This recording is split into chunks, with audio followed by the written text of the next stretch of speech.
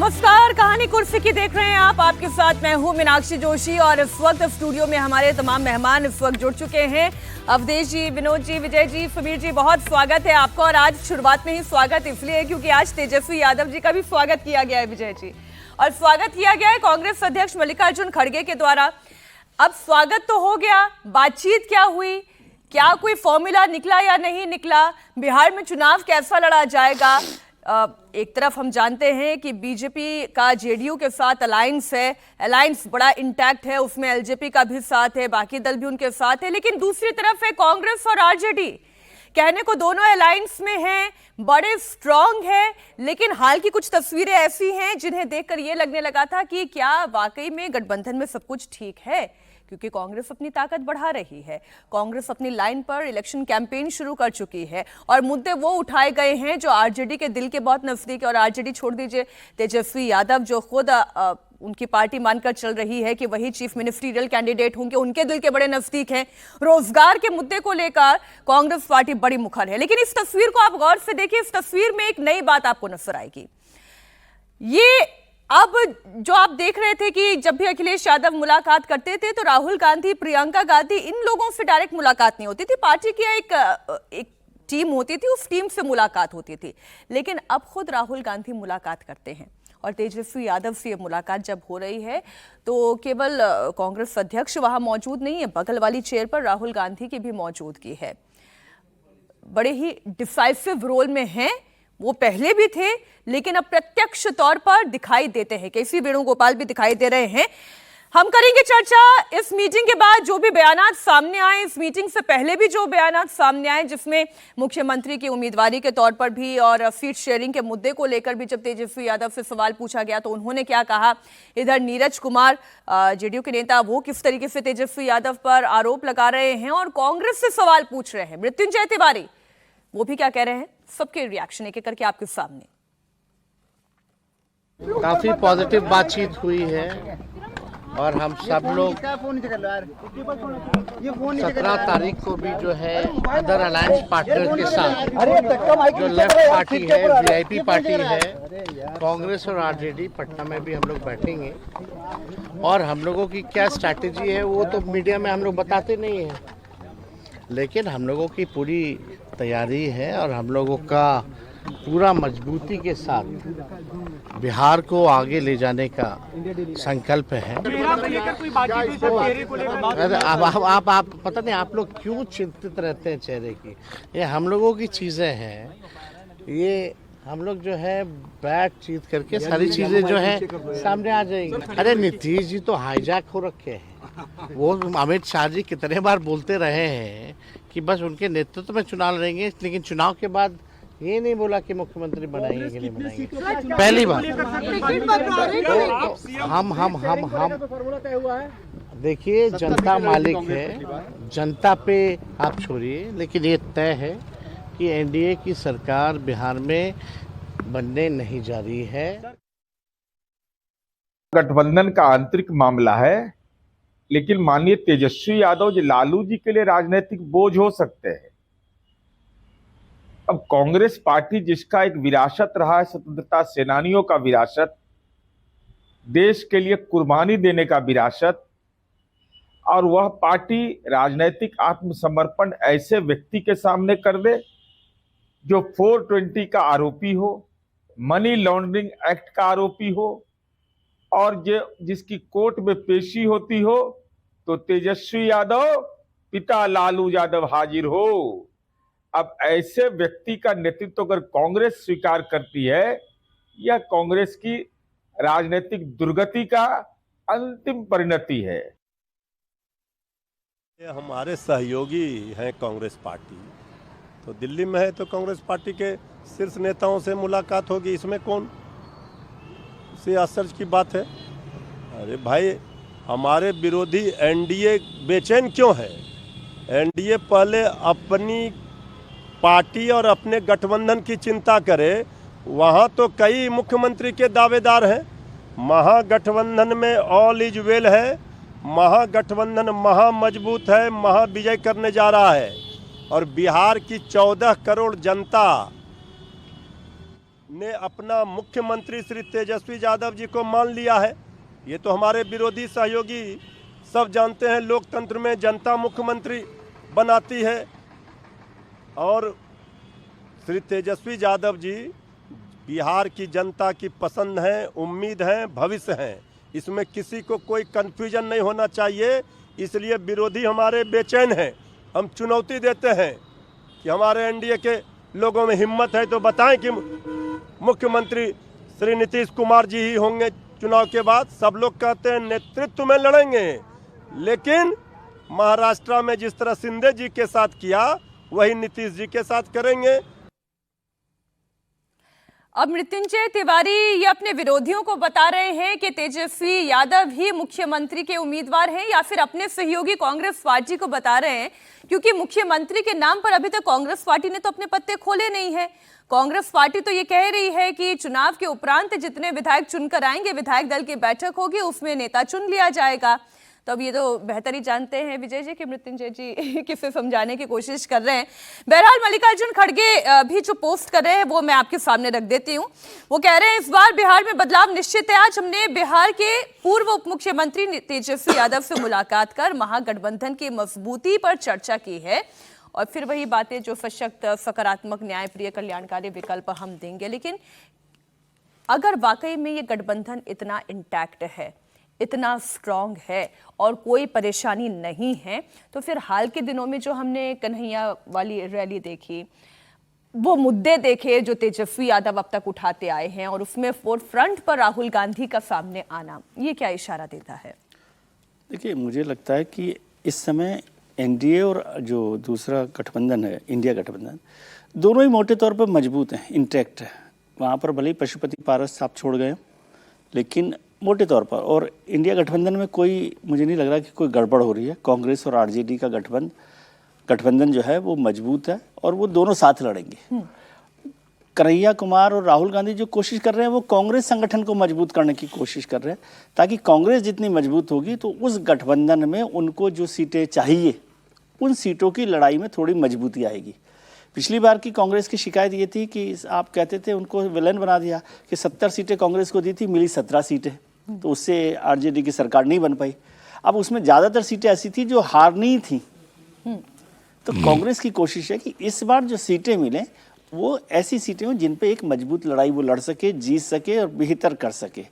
मुख्यमंत्री के चेहरे पर कोई बहुत बड़ी लड़ाई मुझे नहीं लगती, क्योंकि यदि सीटों का बंटवारा भी होगा तो मुझे लगता है 2/3 1/3 का जैसा होगा, कि आरजेडी के पास ज़्यादा सीटें होंगी बड़े तौर पर और कांग्रेस के पास कम होंगी, तो मोटे तौर पर आरजेडी की ज़्यादा सीटें होंगी और आरजेडी का ही मुख्यमंत्री होगा। और अभी जो आरजेडी ये गठबंधन है उसमें तेजस्वी ही वहाँ पर लीडर है।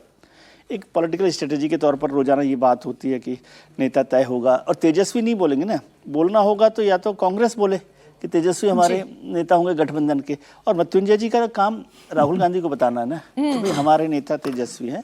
तो वो सब है। अब कितना सीटों पर बंटवारे, असली लड़ाई सीटों के बंटवारे की है, और सीटों के बंटवारे में भी नंबर नहीं, कौन सी सीटें उनको मिलती हैं कांग्रेस को, वो लड़ाई महत्वपूर्ण है और वो थोड़ा सा मुश्किल काम है, कॉम्प्लिकेटेड काम है। तो वो इसलिए ये सारी एक्सरसाइज जो राहुल गांधी कर रहे हैं। अवधेश जी देखिए, राहुल गांधी 3 बार पटना गए हैं हाल के दिनों में, और तीनों बार की उनके विजिट में ऐसा नहीं है कि वो तेजस्वी यादव से भी मिले हों। तेजस्वी यादव से उनकी एक बार भी मुलाकात नहीं हुई। हाल के दिनों में ये पहली मुलाकात है जो दिल्ली में हो रही है। देखिए, इस मुलाकात का तो पहला अर्थ यह है कि जिस तरह से बिहार में राष्ट्रीय जनतांत्रिक गठबंधन लगातार यह संदेश दे रही है कि हम बिना मतभेद के, और नीतीश कुमार हमारे मुख्यमंत्री रहेंगे, हमारे बीच एकता है, नीतीश कुमार लगातार यह बयान दे रहे हैं। इसके विपरीत जो अभी कन्हैया कुमार की यात्रा चल रही थी उससे, और राहुल जी उस यात्रा में शामिल हुए थे, उसके बाद ऐसा लग रहा था और लग भी रहा है कि कांग्रेस की नीति है और राष्ट्रीय स्तर पर उसकी नीति भी है कि हम तात्कालिक रूप से तो भले किसी साथी दलों के, क्षेत्रीय दलों के साथ है कि अपने लंबे भविष्य के लिए हमको अपना जनाधार पुनः पाना है और उसके लिए हमको प्रयत्न करना है, तो चुनाव में जैसे भी हो, लेकिन ये कोशिश बिहार में करनी है। तो उससे एक संदेश ऐसा गया है कि शायद इनके बीच कोई न कोई और प्रश्न उभरे हैं कि कहीं न कहीं इनके बीच सहमति में कमी है। तो इसका पहला जो उद्देश्य मुझे दिखाई दे रहा है कि इस प्रकार के मीटिंग की जिसका पहले से कोई एजेंडा तय नहीं है, आना, राहुल जी का स्वयं वहां रहना, मल्लिकार्जुन खड़गे का रहना, संगठन महामंत्री का रहना और उसमें स्वागत करना, मतलब वो जो कुछ भी हो रहा है वो एक अलग है, हमारे बीच एकता है। तो पहला तो यही है कि एनडीए के समानांतर जो इस सो कॉल्ड महागठबंधन है, गठबंधन ही है, महा तो नहीं है, बहुत सारी पार्टियां इससे निकल गई है। आप इसे सो कॉल्ड क्यों कह रहे हैं? लेकिन ये महागठबंधन इसलिए कि उसमें उस समय नीतीश कुमार भी थे शामिल, कुछ समय हमको भी शामिल करने की कोशिश होगी, अकेले बीजेपी रह जाएगी, बाकी पार्टियों को मिला के हम महागठबंधन बनाएंगे। अब वो स्थिति नहीं है, तो इसलिए वो उस समय के नाम के कारण हम जरूर कह रहे हैं महागठबंधन, लेकिन ये भी एक पैरेलल गठबंधन है बिहार में केवल। तो उस गठबंधन के कारण तो ये एक संदेश है कि कांग्रेस और आरजेडी में सब कुछ है। जहां तक दूसरी बात है, इस संदेश का प्रभाव क्या होगा? जब कांग्रेस ने 1990 के बाद कभी सारी सीटों पर चुनाव ही नहीं लड़ा, उसके प्रखंड स्तर तक इकाइयां सब खत्म हो चुकी है, अब किस आधार पर टिकट का निर्णय होगा कि उनको कब क्या वोट मिले था? एक आधार ये होता है। पिछली बार तो गठबंधन की इंटैक्ट रहने के लिए लालू जी ने ज्यादा सीटें दे दी, उसमें से जीते नहीं, 50 के आस 50 52-53 सीटें हार गए थे, 19 सीटें उनको आई थी। तो अब 19 सीटों के आधार पर यह कहना कि वो आरजेडी वो इस समय जरा नए गठबंधन चाहते हैं, पीछे भी अगर आप देखेंगे तो वो कांग्रेस का मूल्यांकन हो सकता है कि नहीं, हमारा तो दावा यहां बनता था वहां बनता, लेकिन उसकी आधार भूमि तो देखनी पड़ेगी ना। लोकसभा चुनाव में यद्यपि आरजेडी से कांग्रेस का परफॉर्मेंस बेहतर रहा, लेकिन वो केवल कांग्रेस का वोट मिला हो, उसमें आरजेडी का वोट नहीं हो, और दूसरी पार्टी तो वो तो अभी तय नहीं हुआ है, इसलिए इतना आसान नहीं होगा। लेकिन क्योंकि तेजस्वी यादव का बयान आ चुका है पहले भी जब उठा कि आईएनडीआईए लोकसभा के लिए थी, लेकिन उसके पहले से बिहार में हमारा कांग्रेस के साथ गठबंधन है वो कायम रहेगा। और इस समय तेजस्वी यादव के बिहार की जमीनी यथार्थ पता है, किसी सूरत पर वो कांग्रेस से गठबंधन तोड़ नहीं सकते, ज्यादा मतभेद नहीं पैदा कर सकते, इसलिए रास्ता निकलेगा। लेकिन इससे एक संदेश अभी बिहार में गया है कि वो जो उनकी यात्रा है कन्हैया कुमार की, उससे हमारा संबंध, राजनीतिक संबंध और गठबंधन प्रभावित नहीं है। ठीक, विनोद जी, ये पहली बात जो अवधेश जी कह रहे हैं कि जो कन्हैया कुमार की यात्रा है, जो बात अभी थोड़ी देर पहले विजय जी ने भी कही कि वो कन्हैया कुमार की यात्रा है, लेकिन जब आप किसी ताकत का प्रदर्शन करते हैं, हमने देखा ये बीजेपी और उनके साथी गठबंधन में प्रधानमंत्री मोदी जब किसी मंच पर आते हैं, जब कोई बड़ी रैली करते हैं, तो उनके साथी उनके साथ होते हैं। राहुल गांधी 3 बार पटना चले गए, एक दफा भी तेजस्वी यादव के साथ मंच साझा नहीं किया। 5 मिनट के लिए ही सही, अगर एक बार साथ चल देते, बात तो युवाओं की ही थी, बात तो रोजगार की ही थी। तो संदेश तो जाता है ना कि आप यहाँ पे मीटिंग भले ही कर ले, लेकिन लड़ाई अपनी अपनी भी दोनों लड़ रहे हैं। नहीं, देखिए, राहुल गांधी जब 3 बार गए तो कांग्रेस पार्टी का कार्यक्रम था, वो कोई महागठबंधन का कार्यक्रम नहीं था। तो कांग्रेस पार्टी के कार्यक्रम में गए और कांग्रेस पार्टी के कार्यक्रम में वो कहा, मोदी जी भी, अमित शाह भी जब बीजेपी के कार्यक्रम में जाते हैं तो वहाँ एनडीए के लोग साथ नहीं होते हैं। जब एनडीए की रैली होती है तब उसमें नीतीश कुमार, जीतन मांझी और उपेंद्र कुशवाहा सारे लोग रहते हैं। तो ये फर्क हमको समझना पड़ेगा। ये थोड़ी कि हर बार राहुल गांधी जाए तो उसमें जाए, वो कांग्रेस पार्टी का कार्यक्रम है, कन्हैया की यात्रा, संविधान बचाओ सम्मेलन, जो उनके कार्यक्रम चल रहे हैं, तो वो कांग्रेस पार्टी का है। दूसरी बात ये है कि जैसा विजय जी ने कहा या हमारे अवधेश जी ने कहा, मैं सहमत हूँ कि कांग्रेस और आरजेडी गठबंधन वहाँ होगा और चुनाव गठबंधन में ही लड़ेंगे। सवाल ये है कौन कितनी सीटें लड़ेगा और कौन सी सीट लड़ेगा, ये महत्वपूर्ण है। कांग्रेस की कोशिश ये है कि वो गठबंधन में अपना भी योगदान उसी तरह करे, एक बराबर के सहयोगी की तरह, जैसे जेडीयू और बीजेपी का गठबंधन होता है तो दोनों बराबर के सहयोगी की तरह योगदान करते हैं। इसलिए कांग्रेस टारगेट किसको कर रही है? कांग्रेस टारगेट कर रही है दलितों को, दलितों में खासकर जाटो समाज को, रविदासी समाज को, जो अध्यक्ष बना करके उन्होंने किया। दूसरा उनका जो टारगेट है वो ईबीसी वोट है। ईबीसी वोट किसका है? वो नीतीश जी का वोट है, जिस पे बीजेपी भी दांव लगा रही है और कांग्रेस भी लगा रही है।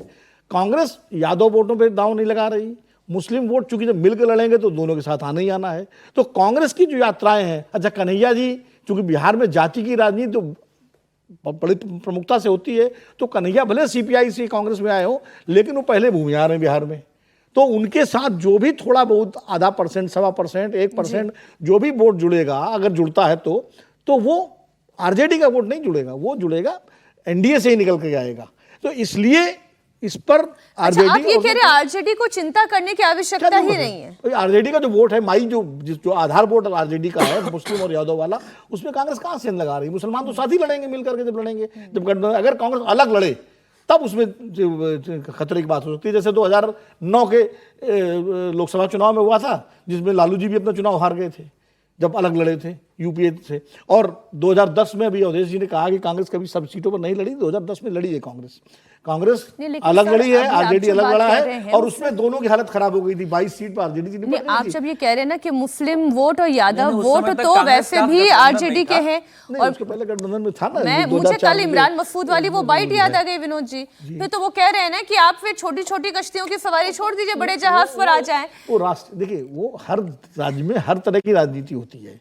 वो मान लीजिए कर्नाटक है, अब कर्नाटक में जेडीयू के साथ ना जाए मुसलमान रहे कांग्रेस के साथ, तेलंगाना में कांग्रेस के साथ रहे, ओवैसी के साथ ना जाए, वो टारगेट बिहार में रहे तो आरजेडी के साथ रहे। आरजेडी गठबंधन तो अलग अलग कहाँ है? अगर अलग हो जाए गठबंधन तब वो बात लागू होती है। वो लड़ेंगे, कांग्रेस भी जानती है कि मजबूरी है, आरजेडी भी जानती है। अलग लड़ने से 2 बार अलग लड़के देख चुके हैं, 2010 देख चुके हैं, और उसके पहले अभी अलग लड़ने पे तो दोनों का नुकसान है, दोनों जानते हैं, तभी ये बैठक साथ में चल रही है। परफॉर्मेंस रहा है, हम लोग बात करते हैं 2020 के परफॉर्मेंस, कांग्रेस से बहुत खराब परफॉर्मेंस रहा, हम सब जानते हैं।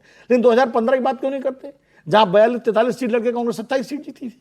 वो भी तो स्ट्राइक रेट था कांग्रेस का। नहीं, अभी 24 का लोकसभा, और 24 का लोकसभा में 4 सीटें कांग्रेस की जीती है, और कांग्रेस की एक्सेप्टेबिलिटी जेडीयू जीता है, और एक पप्पू यादव को भी कांग्रेस मान लेगा। कांग्रेस की एक्सेप्टेबिलिटी बढ़ी है और राहुल गांधी की भी एक्सेप्टेबिलिटी पहले के मुकाबले बेहतर हुई है। सुमीर जी, देखिए, इसमें कोई दो राय नहीं कि कांग्रेस की स्थिति सुधरी है अगर आप देखेंगे कुछ समय से बाद। और बिहार का जो चुनाव होने जा रहा है 2025 का विधानसभा चुनाव, 2020 से कांग्रेस की स्थिति वहां मुझे लगता है बेहतर रहने वाली है मुस्लिम वोट बैंक के कारण। देखिए, तेजस्वी की चिंता क्या है? तेजस्वी की चिंता यह है कि कांग्रेस को साथ कर अपनी शर्तों पर उनको सीटें दी जाए। अगर कांग्रेस ये मानती है, जिस तरीके से उन्होंने वहां पर अपना प्रदेश अध्यक्ष दलित को बना दिया है, जिस तरीके से वहां पे प्रभारी कृष्णा लोहर को बना दिया है, जिस तरीके से कन्हैया कुमार और पप्पू यादव लगातार जमीनी स्तर पर काम कर रहे हैं, अगर कांग्रेस से गठबंधन नहीं होता तो उसका सबसे बड़ा नुकसान तेजस्वी यादव को उठाना पड़ेगा। वो जो मुख्यमंत्री बनने की सोच रहे हैं, यह तय है कि अगर कांग्रेस अलग चुनाव लड़ेगी तो तेजस्वी मुख्यमंत्री बनने की स्थिति में नहीं आएंगे। तो तेजस्वी के सामने मजबूरी है कि कांग्रेस को लेकर चलना है। और देखिए, बिहार में सिर्फ तेजस्वी की मजबूरी नहीं कि कांग्रेस को लेकर चलो, बिहार में सभी राजनीतिक दलों की है कि जो अपने अपने गठबंधन में है या तो दूसरे गठबंधन में छोटे दल है, उनको भी आप लेकर चलो। जीतन राम मांझी की भी अपनी एक अलग ताकत है, इसी कारण एनडीए में उनको शामिल किया गया, केंद्र में उनको मंत्री बनाया। उनके बेटे को आपने प्रदेश के अंदर इकलौते विधायक है लेकिन आपने कैबिनेट मंत्री बनाया। चिराग पासवान की अपनी एक ताकत है पासवान वोट की, तो आपने वो केंद्र में मंत्री बनाया है। प्रदेश में वो अपने हिसाब से सीटों की मांग करेंगे। तो मुझे लग रहा है कि बिहार में सभी जो राजनीतिक दल है, चाहे वो छोटा हो बड़ा हो, सबकी अपनी राजनीतिक कुछ ना कुछ आधार है। और कोई भी दल, चाहे वो भारतीय जनता पार्टी हो, चाहे नीतीश कुमार हो, चाहे कांग्रेस हो, चाहे तेजस्वी यादव, किसी की भी इतनी हैसियत नहीं है कि वो 243 सीटों पर अकेला अपने दम पर चुनाव लड़ सके। अभी मैंने नोटिस किया, देखिए तेजस्वी यादव भी आए तो पहले राहुल गांधी की तरफ उन्होंने हाथ बढ़ाया और फिर मल्लिकार्जुन खड़गे की तरफ संजय यादव जी भी आए। इस मुलाकात में एक महत्वपूर्ण बात यह है कि आरजेडी जो है वो बिहार का बड़ा राजनीतिक दल है। बिल्कुल। उसके बाद भी तेजस्वी जी दिल्ली आए राहुल गांधी से मिलने, तो इसको भी एक महत्वपूर्ण कदम के तौर पे देखना चाहिए। और अभी 6 महीने पहले की तो बात है, तेजस्वी जी ने यहाँ पर अरविंद केजरीवाल जी को सपोर्ट किया था कांग्रेस के मुकाबले में। ये भी तो किया था लोकसभा चुनाव से पहले। तो सबकी सुविधा के हिसाब से होता है, लेकिन तेजस्वी का दिल्ली आकर राहुल जी ने भी अपनी पार्टी का पूरा सपोर्ट किया था या नहीं किया था दिल्ली में, ये तो भी सवाल बना रहा है ना। तेजस्वी का बयान ये कि भाई कांग्रेस की बजाय वो अरविंद केजरीवाल को सपोर्ट करेंगे, तो वो एक महत्वपूर्ण मुद्दा होता है। लोकसभा में ये बयान भी दे देना कि भाई ये जो गठबंधन हुआ है लोकसभा के चुनाव के लिए हुआ है, विधानसभा चुनाव का गठबंधन नहीं है। विधानसभा चुनाव के समय हम तब देखेंगे। तो अभी तेजस्वी यादव जमीनी स्तर पर अपनी स्थिति भी देख रहे हैं, वो नीतीश कुमार की स्थिति भी देख रहे हैं कि नीतीश कुमार कितने कमजोर हो गए, क्या मुख्यमंत्री वहां बदला जाने वाला है चुनाव के पहले। अब तो राजनीतिक परिस्थितियां बिहार के अंदर बदलने वाली है, सीटों का डिस्ट्रीब्यूशन कैसा होता है इनके बीच के अंदर। अभी माले की भी भूमिका रहेगी, ऐसा नहीं कि राष्ट्रीय जनता दल और कांग्रेस सीटों का बंटवारा होगा, माले भी वहां पर एक ताकत रखती है जमीनी स्तर पर, वहां पर वो भी गठबंधन में शामिल होगी। अब पशुपति पारस जो चिराग पासवान के भाई थे वो अलग हो गए एनडीए से, तो वो भी इस गठबंधन में शामिल होंगे, तो उनको कुछ सीट दी जाएंगी। जो 3 लोकसभा की सीटें कांग्रेस ने जो जीती है, किशनगंज, कटिहार और सासाराम की, क्या और जो पप्पू यादव की अगर पूर्णिया पकड़ ले, तो क्या ये 4 लोकसभा सीटें के अंदर जो विधानसभा सीटें आती है, जिसमें से कई सीमांचल वाली सीटें मुसलमान बहुल है, क्या वो कांग्रेस को राष्ट्रीय जनता दल देगी? ये भी देखने वाली बात होगी, क्योंकि दोनों का मुस्लिम वोट बैंक है।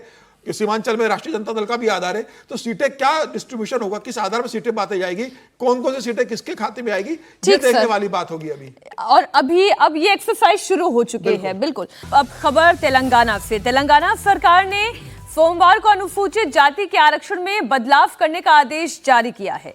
इस आदेश में एससी समुदाय को 3 भागों में बांटा गया है और तेलंगाना ऐसा करने वाला देश का पहला राज्य बन गया है।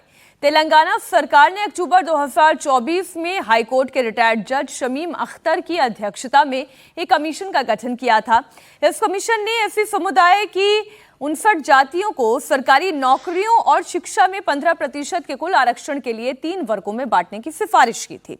इस कानून को लागू करने से पहले रविवार को सचिवालय में कैबिनेट की अंतिम बैठक हुई और फिर 8 अप्रैल को तेलंगाना के राज्यपाल की मंजूरी मिली और 14 अप्रैल को इसे लागू कर दिया गया। एससी वर्ग को पहले की तरह 15% ही आरक्षण मिलेगा, लेकिन अब इसे अलग अलग ग्रुप में बांटा गया है। अब ऐसा करने के पीछे मंशा क्या थी, अब क्या इससे लाभ होगा? इंपॉर्टेंट तो ये है अवधेशी, पहले ये समझा जाए कि क्या एससी वर्ग को इससे कोई लाभ होने जा रहा है, क्या समाज को इससे कोई लाभ होने जा रहा है, या फिर ये भी प्योर पॉलिटिक्स है? नहीं, देखिए, सुप्रीम कोर्ट ने ये विषय सभी राज्यों में था कि अनुसूचित जाति के अंदर भी आरक्षण का लाभ कुछ जातियां उठा रही हैं, जाति विशेष उठा रही है और उसमें अंतर आना चाहिए। उनकी आंतरिक लड़ाई भी थी, इस पर काफी देश भर में सेमिनार, गोष्ठियां, आर्टिकल, सरकार को प्रतिवेदन थे और वो याचिका सुप्रीम कोर्ट में थी। सुप्रीम कोर्ट ने उस पर पिछले वर्ष निर्णय दिया था, जिसका कुछ लोगों ने विरोध भी किया था कि उसमें जो है सब क्लासिफिकेशन होना ही चाहिए, लेकिन उसके लिए आंकड़े आपके तथ्यों से हो और सही स्टडी हो, ये नहीं कि फिर उसी को मिल जाए। तो आयोग बना करके तेलंगाना सरकार ने उसकी स्टडी कराई है, स्टडी करा के, लेकिन इसमें विरोध स्टडी करा के उसने घोषित किया है। अभी जरा उसके टोटल आंकड़े देखने होंगे कि वाकई उसी अनुसार किया है या कुछ विशेष वोट बैंक जो कांग्रेस का है उसको पोषित करने के लिए है। लेकिन इसका विरोधाभास यह है कि स्वयं एससी के उस फैसले के बाद कांग्रेस पार्टी ने भी उसका पक्ष नहीं लिया था, विरोध किया था। सार्वजनिक सभाओं में उसका विरोध हुआ था, कांग्रेस के नेताओं ने सड़कों पर उतर के आईएनडीआई के लोगों ने विरोध किया था। लेकिन आज उसी सुप्रीम कोर्ट के निर्णय को मानते हुए, कहते हुए कि हमने 3 कैटेगरी बना करके और बांटा है, ये फैसला लिया जा रहा है क्योंकि वो फैसला सही था और दबाव में आए हैं कि इस अनुसूचित जाति में भी एक एलीट क्लास, जिसको कि हम तो ऐसे हम लोग सवर्ण अवर्ण मानते नहीं है, लेकिन उसमें भी एक एलीट क्लास, एक प्रभुत्वशाली प्रभावशाली वर्ग पैदा हो गया है।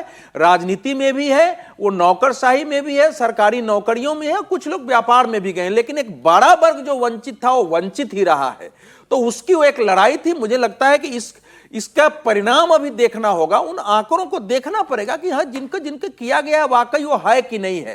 क्योंकि मैंने सवेरे कोशिश की तो डिटेल मेरे पास वो उपलब्ध नहीं हुआ है, लेकिन मुझे लगता है कि जब चूंकि न्यायाधीश के नेतृत्व में था, उन्होंने सही जो है रिपोर्ट दी होगी कि हाँ हमारे यहाँ इन जातियों को इतने आरक्षण है, इन जातियों को इतने हैं, इनकी आबादी इतनी है, और उसके आधार पर कुछ निर्णय हुए होंगे।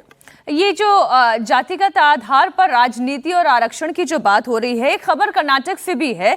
समीर जी, जिस खबर का हम जिक्र कर रहे थे और चर्चा कर रहे थे, कर्नाटक में वोकलिका और लिंगायतों ने आरोप लगाया कि सरकार हमारी आबादी घटा रही है। जातिगत जनगणना रिपोर्ट सार्वजनिक होने से पहले ही कांग्रेस पार्टी में हड़कंप मचने की संभावना बढ़ गई है। जनगणना के आंकड़ों को लेकर लिंगायतों और वोकलिका समुदाय में ये खलबली है और उन्हीं का ये आरोप है, वो सरकार पर आरोप है। हालांकि डीके शिव कुमार ये कह रहे हैं कि किसी के अधिकारों की रक्षा करने से मैं ना किसी को रोकूंगा ना खुद रुकूंगा, लेकिन 17 अप्रैल को लिंगायत समुदाय से आने वाले ही मुख्यमंत्री सिद्धारमैया ने कैबिनेट की बैठक बुलाई और उससे एक दिन पहले वोकलिका समुदाय से आने वाले deputy CM DK Shivakumar ने अपने समुदाय के लोगों के साथ मिलने का प्लान तैयार कर लिया। अब ये जो खबर है ये भी जी गलती है। सिद्धारमैया लिंगायत समुदाय से नहीं है, वो ओबीसी है और कुर्बा समुदाय से है। इसको ठीक कर जी। देखिए, अगर कर्नाटक की आप अगर राजनीति देखेंगे तो कर्नाटक की राजनीति में 2 ही जातियां बहुत प्रभावशाली रही है। एक लिंगायत रही है, जिसके येदुरप्पा एक बड़े नेता माने जाते रहे, येदुरप्पा, और एक वोकलिंगा रही है जिसके अंदर डीके शिवकुमार कांग्रेस के उसके एक बड़े नेता माने रहे हैं। और आप मुख्यमंत्री अगर आप देखेंगे तो 9 लिंगायत से हो गए और 7 वोकलिंगा से मुख्यमंत्री बने हैं। और तमाम पार्टियां इनके वोट बैंक को रुझाने की कोशिश करती है, लेकिन जो रिपोर्ट आई है उसमें एक आ गया है कि 11% जो रिपोर्ट आई उसमें 11% लिंगायत है और 10% वोकलिंगा है। मतलब दोनों के बीच में सिर्फ 1% का है, जबकि लिंगायत समुदाय का कहना है कि भाई हमारी तो 18 से 20% के करीब हमारी आबादी है, आपने 11% के साथ दिखा दी। वो बता रहे ना, लीग रिपोर्ट में सबसे ज्यादा 70% आबादी ओबीसी की बताई गई ओबीसी है की दिखा दी गई है और उसके मौजूदा अंदर। आरक्षण 3.2 से बढ़ाकर 32 से बढ़ाकर 32 से बढ़ाकर 51% करने की सिफारिश है। मुसलमानों के लिए 4% से बढ़ाकर 8% का प्रस्ताव दिया गया है। तो बेसिकली मुस्लिम तुष्टिकरण भी इसके अंदर भारतीय जनता पार्टी जो आरोप लगा रही है कि भाई मुसलमानों के लिए आप पहले रिजर्वेशन अलग करते हो, उसके बाद आप 4% से 8% लेकर जा रहे हो। और जो प्रमुख वहां पे जो जातियां, जो प्रभावशाली भी जातियां है कर्नाटक की राजनीति में, जिनके तमाम मठ है, जिनका तमाम संसाधनों पर कब्जा है, तमाम राजनीतिक दलों में जिनका प्रभुत्व है, उनकी जाति आपने कम कर दी। तो इन पार्टी लिंगायत को और वोकलिंगा को लग रहा है कि अगर ये सर्वे जारी हो जाता है और इसे सरकार मान लेती है तो इससे इनका जो राजनीतिक आधार वो कम होगा। और जो मुख्यमंत्री जो ओबीसी से आते हैं वो तो चाहते हैं कि लिंगायत और वोकलिंगा जो अपनी राजनीतिक दादागिरी कर्नाटका के अंदर लंबे समय से कर रहे थे वो कमजोर होंगे। और 52%, अगर 32% से 52% ओबीसी का रिजर्वेशन होता है और ये कहा जाता है कि भाई 60% के ऊपर तो ओबीसी है, तो ओबीसी को ज्यादा अधिकार मिलेगा, तो राजनीतिक रूप से भी ओबीसी समाज कर्नाटका में प्रभावशाली होगा और लिंगायत और वोकलिंगा कमजोर होंगे। अब ये देखने वाली बात होगी कि जब पहले कार्यकाल में जब सिद्धारमैया ने किया था अपने, तब इसे वो जारी नहीं कर पाए थे, लागू नहीं कर पाए थे। अब 17 तारीख को बैठक में वो लागू करने वाले से क्या वो इसे लागू कर पाएंगे, कहा यह भी जा रहा है कि हो सकता है कि वो कुछ दिन आगे बढ़ा दिया जाए, क्योंकि दोनों जातियों का बहुत प्रभाव है। डीके शिवकुमार भी नहीं चाहते कि यह इस आधार पर लागू और वोकलिंगा भारतीय जनता पार्टी के पास चले जाए, कांग्रेस का साथ छोड़ दे। तो अभी सरकार के ऊपर दबाव है। मुझे संभावना इससे कम लग रही है 17 तारीख को लागू होगा, क्योंकि राहुल गांधी से भी डीके शिवकुमार ने इसकी शिकायत की है। तो हो सकता है कि ये टाल दिया जाए। नहीं, एक और सिफारिश लीक हो चुकी है। जी, रिपोर्ट तो लीक हो चुकी है। और विजय जी, इस रिपोर्ट का एक हिस्सा जिसका थोड़ा अंश अभी सुमीर जी ने बताया, मुस्लिम 18.8% है जो 2015 में 12.6% थे। तो इसलिए आरक्षण का भी इनका जो सिफारिश की गई है वो 4% से बढ़ाकर 8% कर दिया जाए। और जबकि ईडब्ल्यूएस के लिए आरक्षण सीमा 10% ही रखी गई है। जी जी, इसमें 2 महत्वपूर्ण बातें हैं। एक तो जिसका अभी जिक्र किया कि मुस्लिम्स का अपीजमेंट को ध्यान में रखते हुए 4% से बढ़ाकर 8% कर रहे हैं। अभी आपको ध्यान हो कि पिछले दिनों उन्होंने जो सरकारी ठेकों में मुस्लिम आरक्षण का जो क्लास SC/ST का कम करके वो किया था, उसका विरोध हो ही रहा था। तो सिद्धारमैया साहब अपनी राजनीति तो कर रहे हैं, लेकिन उससे भी महत्वपूर्ण राजनीति उन्होंने क्या की है कि जो वोकलिंगा और लिंगायत का जो था उनको थोड़ा सा कहा कि आराम से बैठिए आप। और ओबीसी ग्रुप जिसको वो रिप्रेजेंट करते हैं खुद, वो सबसे बड़ा ग्रुप के तौर पर आया। इससे आरक्षण तो मिलेगा ही, मतलब आरक्षण की बात तो है ही।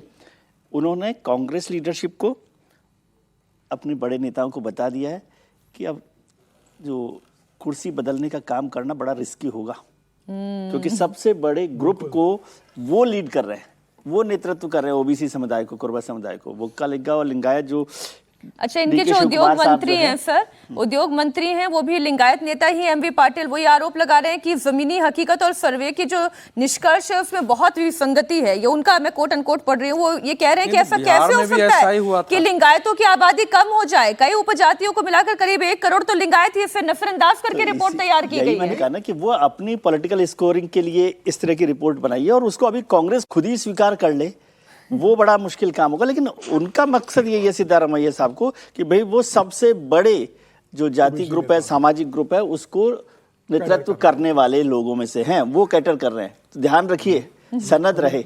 ये कांग्रेस लीडरशिप के लिए रिपोर्ट है। बाकी तो हालांकि ये तमाम आरोप जितने लग रहे हैं विनोद जी, सिद्धारमैया जो है उन आरोपों को खारिज कर रहे हैं। देखिए, कर्नाटक की राजनीति में ऐसा नहीं है कि लिंगायत और वोकलिंगा ही प्रभावशाली रहे हैं, लेकिन ऐसा नहीं, ओबीसी का भी बड़ा दबदबा रहा है। देवराज अरस जो थे वो सबसे बड़े ओबीसी नेता थे, कांग्रेस के थे, और देवराज अरस के ज़माने में ओबीसी का बड़ा दबदबा था, राजनीतिक दबदबा। और दिलचस्प बात बताऊं आपको, रामकृष्ण हेगड़े ब्राह्मण थे लेकिन लिंगायतों के नेता माने जाते थे। वो लिंगायतों का समर्थन उनका था। देवगौड़ा वोकलिंगा के नेता थे और रामकृष्ण हेगड़े जो थे ब्राह्मण होते हुए भी लिंगायतों का समर्थन था। तो कर्नाटक की राजनीति में अलग अलग तरह के खेमे रहे हैं। सिद्धारमैया देवराज अरस के बाद दूसरे सबसे बड़े ओबीसी लीडर के रूप में वहाँ स्थापित हुए हैं कर्नाटक में। और कर्नाटक में 20-22% सही कह रहे हैं कि लिंगायतों की आबादी इतनी होगी और 11-12% लिंगा की होगी, लेकिन ओबीसी की आबादी भी वहाँ कम नहीं है। वो तमाम छोटे छोटे ग्रुप हैं जो ओबीसी की कैटेगरी में आते हैं, लेकिन वो बिखरे रहे, इसलिए उनको जो है वो राजनीतिक ताकत देवराज अरस के बाद नहीं बन पाए, क्योंकि कोई लीडर उससे बना नहीं। सिद्धारमैया जनता दल एस में थे, जोगड़ा के साथ थे, ओबीसी लीडर के रूप में आए, फिर कांग्रेस में आए, कांग्रेस में आते ही उनको प्रमुखता दी गई, मुख्यमंत्री बने और आज वो कर्नाटक के सबसे बड़े ओबीसी नेता हैं। तो वो अपनी राजनीतिक जमीन जो ओबीसी लीडरशिप है उसको उन्होंने स्थापित करने की कोशिश की है। 52% आरक्षण उनका करने का। अब मुस्लिम तुष्टीकरण की बात हो रही तो ओबीसी तुष्टीकरण भी तो है कि उनका 32% से 52% कर रहे हैं। तो हम लोग हमेशा तस्वीर का एक पक्ष देखते हैं। सिद्धारमैया मुस्लिम कॉन्स्टिट्यूंसी और ओबीसी कॉन्स्टिट्यूंसी को अपने साथ गोलबंद करके कांग्रेस की राजनीति में और कर्नाटक की राजनीति में एक बड़े नेता के रूप में आगे की पारी खेलने की तैयारी कर रहे हैं। ये लेकिन अवधेश जी ऐसा नहीं है कि कोई पहली बार सर्वे कराया गया जी कि सिर्फ कांग्रेस के लिए मजबूती के लिए जेडीएस को वो कमजोर करना चाह रहा है। जो जेडीएस का मुस्लिम वोट बैंक था वहां पर, अब वो बीजेपी के साथ चले गए, केंद्र में कुमारस्वामी बन गए, तो बेसिकली जेडीएस के अंदर भी एक सेंध लगाने की कोशिश कर रहे हैं कि उनके साथ जो मुसलमान वोट बैंक या दलित पिछला जुड़ा था वो वोट बैंक भी कांग्रेस के पास आ जाए। ये देखिए, ये तो इस बार रिपोर्ट लीक हो गई सर, ये ऐसा तो नहीं पहली बार कराया, 2015 में भी तो कराया था। जी जी नहीं, इसमें जो है इसको लिखना कि ये रिपोर्ट लीक हो गई ऐसा कहना उचित नहीं है। ये वाटर टेस्टिंग के लिए जारी की गई है। ये लीक क्या होता है, औपचारिक अनौपचारिक रूप से बगैर ताकि आप आज रिपोर्ट करके देखिए, ऐसा है कि इसका दो पहलू है। एक इसका राष्ट्रीय पहलू है, एक इसके राज्य का। राष्ट्रीय पहलू यह है कि राहुल गांधी के नेतृत्व की इस समय जो कांग्रेस है, जो मैं लगातार बोल रहा हूं, वो अल्ट्रा लेफ्टिस्ट, अल्ट्रा सोशलिस्टों के विचार और उसकी रणनीति के तहत काम करती है, जिसके तहत स्टेट में कुछ लीडर्स भी खड़े किए गए हैं और जिसके तहत जातीय जनगणना और जिसकी जितनी हिस्से क्या है भागीदारी, जिसकी जितनी संख्या भारी उसकी हिस्सेदारी का एक नारा दे रहे हैं। तो राष्ट्रीय स्तर पर उनको लगता है कि मुसलमानों का तो राष्ट्रीय स्तर पर हमको वोट मिल रहा है, इसके आधार पर अगर हमने पिछड़े दलितों को अंदर अगर ऐसा कर लिया तो हमारी देश में एक आधार भूमि होगी और इससे क्षेत्रीय पार्टियों का जो वर्चस्व है वो घटेगा और बीजेपी को क्षति पहुंचेगी। तो उसके तहत ही हुआ है। लेकिन डीके शिव कुमार ने और कैबिनेट सहयोगी एन चेलुवरैया स्वामी ने स्पष्ट रूप से मुख्यमंत्री को कहा था कि इस रिपोर्ट को स्वीकार नहीं किया जाए। डीके शिव कुमार का बयान भी है कि मेरे पास आएगा, कैबिनेट की मीटिंग होगी, कोई 17 अप्रैल को कैबिनेट की मीटिंग उसमें रखूंगा। देखिए, ये जो जातीय सर्वे हो रहा है ना, इसका कोई संवैधानिक आधार नहीं है, लेकिन सरकार की नीति के लिए एक आधार बन जाता है। बिहार में भी मेजॉरिटी लोग बाहर निकल के आके बता रहे थे कि हमारे यहां कोई सर्वे करने आया ही नहीं, तो रिपोर्ट कैसे बन गया। और उस समय चूंकि लालू यादव जी के साथ नीतीश कुमार थे, तो आप देखेंगे कि उसमें अगर केवल मुसलमानों को और यादवों को मिला दिया जाए तो लालू जी को अपने आप 33% वोट मिल जाता है और नीतीश जी के काट को लगभग 2.6% तक सीमित कर दिया गया था। तो उस रिपोर्ट को भी अभी तक पता नहीं उसके लिए आवाज क्यों नहीं उठी है। पहले यही जीतन राम मांझी, बाकी लोगों ने उस रिपोर्ट को खारिज करने की आवाज उठाई थी। ठीक यही कर्नाटक में भी लोगों ने कहा। दूसरा, जो लिंगायत के नेता हैं जो स्वयं इस पार्टी में शामिल है, उनको मैंने कहते हुए सुना कि आरक्षण बचाने के डर से हमारे लोगों ने अलग अलग जातियां लिखवाई है उसमें, लेकिन हमारी आबादी इससे ज्यादा है और उसके कारण ऐसे इस रिपोर्ट को जारी नहीं किया जाना चाहिए। तो ये अपनी एक राजनीति चल रहे हैं। समाजवादियों का एक कैरेक्टर होता है कि पार्टी के प्रति बहुत निष्ठा नहीं होती है, जहां भी संबंध नहीं हो उसको तोड़ो, अलग हो, अपनी ताकत दिखाओ।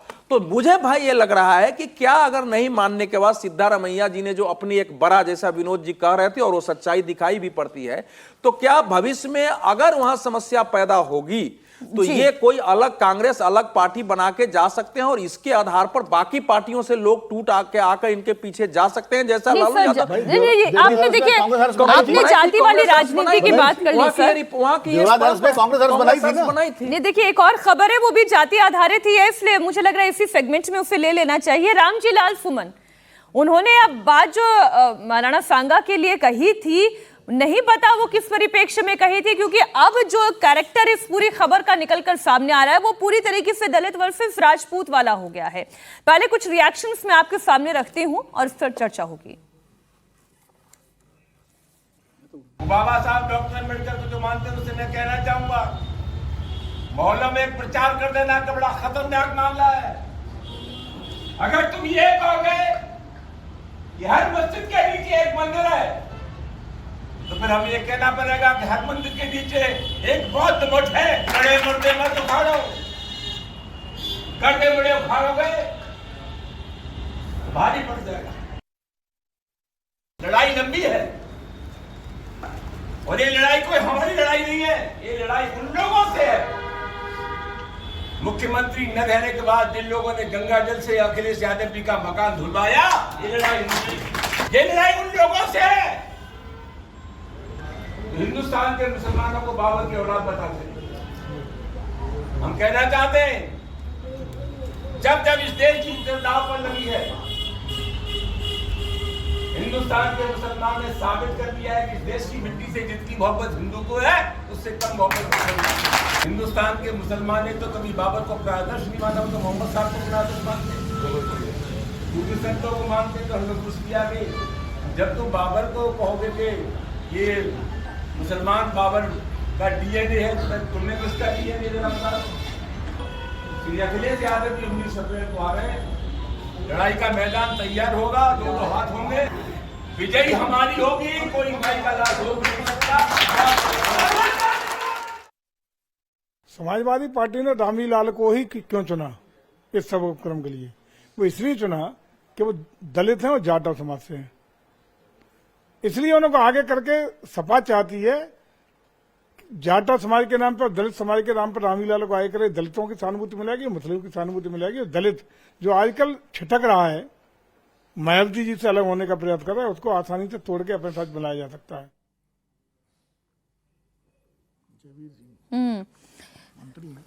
बोले सर विनोद जी बात आपकी जुबान तक आ ही गई थी, अब सामने भी रख दे।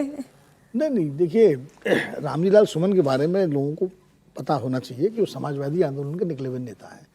राजनारायण जी और चंद्रशेखर जी के शिष्य हैं, और चंद्रशेखर जी का राज होते तो शायद रामलीलाल सुमन के साथ खड़े होते, क्योंकि इतना उनका जो है दोनों का वैचारिक संबंध रहा है। रामलीलाल सुमन ने संसद में जो कहा उससे सहमति हो सकती है, सहमति है भी, मेरी भी सहमति है जो राणा सांगा के बारे में कहा, लेकिन उसके बाद जिस तरह उनके ऊपर उनके घर पे हमला हुआ, फिर उसके बाद नंगी तलवारें लहरा करके एकदम आगरा में शक्ति प्रदर्शन हुआ, तो जाहिर है उसकी प्रतिक्रिया के रूप में रामलीलाल सुमन भी अपने लोगों को इकट्ठा कर रहे हैं। और ये जो आपने शुरू में कहा अपने उसमें कि ये पूरा राजनीति का मैदान बनता जा रहा है मामला। अब ये जो जयवीर सिंह जी भी कह रहे हैं, मैं सहमत हूं उनकी बात से कि समाजवादी पार्टी भी इसमें एक राजनीतिक संभावना देख रही है। उसको लग रहा है कि रामलीलाल सुमन दलित नेता है, और वो ऐसे दलित नेता है कि जब काशीराम जी और मायावती जी का उद्भव हुआ, उत्तर प्रदेश में उभार हुआ, वो बहुत सारे दलित नेता बीएसपी में चले गए, कांग्रेस से और समाजवादी पार्टी से इधर, लेकिन रामलीलाल सुमन छोड़ के नहीं गए बीएसपी समाजवादी पार्टी को। वो चंद्रशेखर जी के साथ रहे, मुलायम सिंह के साथ लगातार रहे, यानी स्टेट गेस्ट हाउस कांड हुआ, मायावती जी पर हमला हुआ, बड़ा शर्मनाक हमला हुआ, तब भी वो समाजवादी पार्टी के मुलायम सिंह के साथ रहे। तो रामजीलाल सुमन के साथ खड़े होना अखिलेश यादव की भी जरूरत और मजबूरी है। और लक्ष्य बिल्कुल सीधा सीधा, ऐसा नहीं कि ये किसी एक समुदाय के बड़े हितैषी हैं, क्योंकि ये बात करके दलित वोट आसान हो जाएगा मिलना, इसलिए शायद ये बातें कही जा रही है। वरना ना महाराणा, हाँ बिल्कुल, वरना ना महाराणा सांगा का नाम आता, ना बौद्ध मठ का नाम आता, ना मस्जिद का नाम आता। आने कुर्सी की के इस हिस्से में बात होने जा रही है पश्चिम बंगाल की। वक्फ के नाम पर सबसे ज्यादा कोहराम पश्चिम बंगाल में है। मुर्शिदाबाद के बाद साउथ 24 परगना और ईस्ट बर्धमान में भी हिंसा हो गई है। बीजेपी आरोप लगा रही है कि ममता सरकार जानबूझकर दंगे करा रही है। चुनाव से पहले हिंदुओं को डराने की कोशिश हो रही है। सीएम योगी आदित्यनाथ ने अब से थोड़ी ही देर पहले कहा कि लातों के भूत बातों से नहीं मानेंगे, दंगाइयों का उपचार डंडा ही है। योगी आदित्यनाथ ने यह भी आरोप लगाया कि बंगाल जल रहा है और मुख्यमंत्री चुप है। क्यों? क्योंकि वो इन शांति दूत, अब शांति दूत आप समझ ही रहे होंगे, आप सुने पहले। आप याद करिए 2017 के पहले के उत्तर प्रदेश को हर दूसरे तीसरे दिन दंगा होता था। बहनों और भाइयों, इन दंगाइयों का उपचार ही डंडा है। बिना डंडे के मानेंगे नहीं। आप देख रहे होंगे बंगाल जल रहा है, वहां की मुख्यमंत्री चुप है, दंगाइयों को शांति दूत कहती है। अरे लातों के भूत बातों से कहां मानने वाले हैं। लेकिन सेकुलरिज्म के नाम पर इन लोगों ने दंगाइयों को दंगा करने की पूरी छूट दे रखी है। पूरा मुर्शिदाबाद पिछले एक सप्ताह से चल रहा है, सरकार मौन है। बहनों और भाइयों, इस प्रकार की अराजकता पे लगाम लगनी चाहिए और मैं धन्यवाद दूंगा इस बात के लिए वहां की माननीय न्यायालय को, जिन्होंने वहां पर केंद्रीय बलों की तैनाती करके वहां के अल्पसंख्यक हिंदुओं की सुरक्षा की व्यवस्था करने के लिए कदम उठाया है। बड़ी तीखी टिप्पणी है और मुख्यमंत्री योगी आदित्यनाथ तो जाने भी चाहते हैं, ही नेवर होल्ड्स बैक, और अपनी बात जो कहनी है उन्हें वो कहते ही हैं। वो ये कह रहे हैं कि शांति दूतों के नाम पर ममता बनर्जी चुप बैठी हुई हैं, और ये तो हम भी लगातार कह रहे हैं अवधेश जी कि कैसे एक राज्य के मुख्यमंत्री के सामने पश्चिम बंगाल जलने लग जाए, हिंदू पलायन करने पर मजबूर हो जाए और पुलिस के हाथों से सब कुछ कंट्रोल से बाहर चला गया है। नहीं, पुलिस के हाथों से कंट्रोल से बाहर नहीं गया है। पुलिस पॉलिटिकल लीडरशिप, राजनीतिक नेतृत्व और पार्टी के अनुसार अगर भूमिका पुलिस प्रशासन निभाएगी तो उसकी यह दशा होगी। पश्चिम बंगाल में तो आपको कोई मुकदमा भी करना है, FIR करना है, तब भी इस समय तृणमूल कांग्रेस की सहमति चाहिए। मुझे लोग ऐसे मिलते रहते हैं।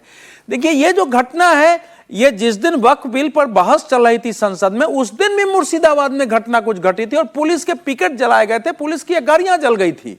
इसके बावजूद अगर उसकी व्यवस्था नहीं हो कि यहां क्या हो सकता है, सैकड़ों लोग आके पुलिस के पास शिकायत कर रहे थे कि ये दिक्कतें आ रही है, तो जाहिर है कि ये या तो ये जानबूझ के होने दिया गया है या फिर ये पहले से कुछ लोगों की मिली भगत रही होगी। ये इस घटना का मतलब उतना सरल सिंपल घटना नहीं है जो सीधे सीधे हम बोल दें।